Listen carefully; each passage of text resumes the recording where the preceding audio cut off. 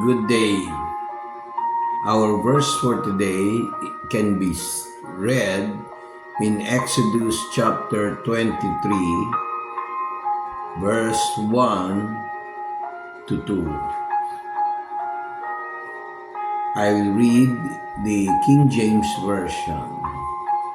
Verse 1, Thou shalt not raise a false report and put thine hand in the wicked to be an unrighteous witness.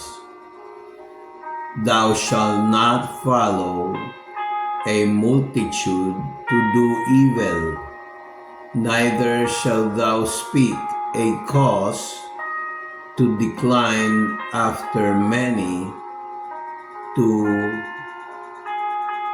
wrest judgment. Tagalog.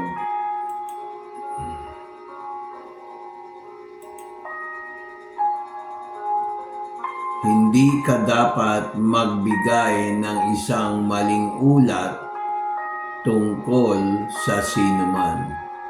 Huwag makianib sa taong masama para maging saksi na hindi tapat.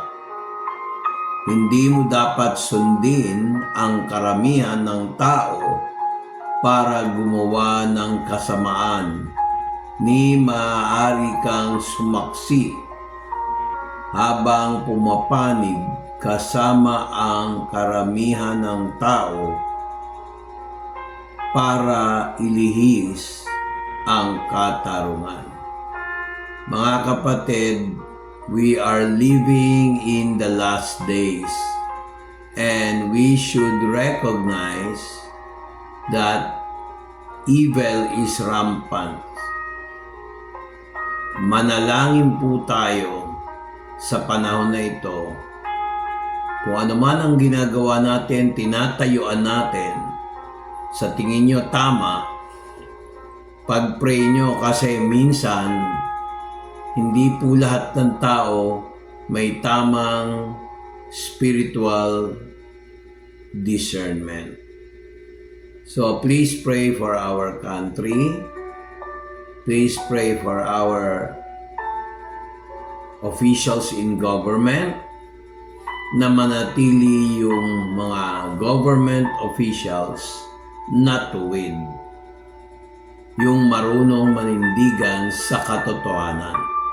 Hindi ito political statement ng ating today's verse or yung tinatawag nating verse for today. Paalala lang po ito sa mga kapwa mananampalataya na nagsusuri ng Biblia.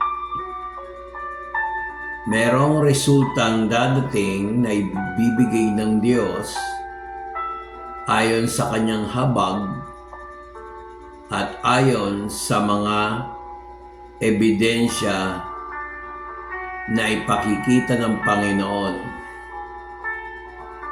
Lord, salamat po sa mga taong nakakonekta dito sa devotion na ito. Magandang araw. Bye-bye.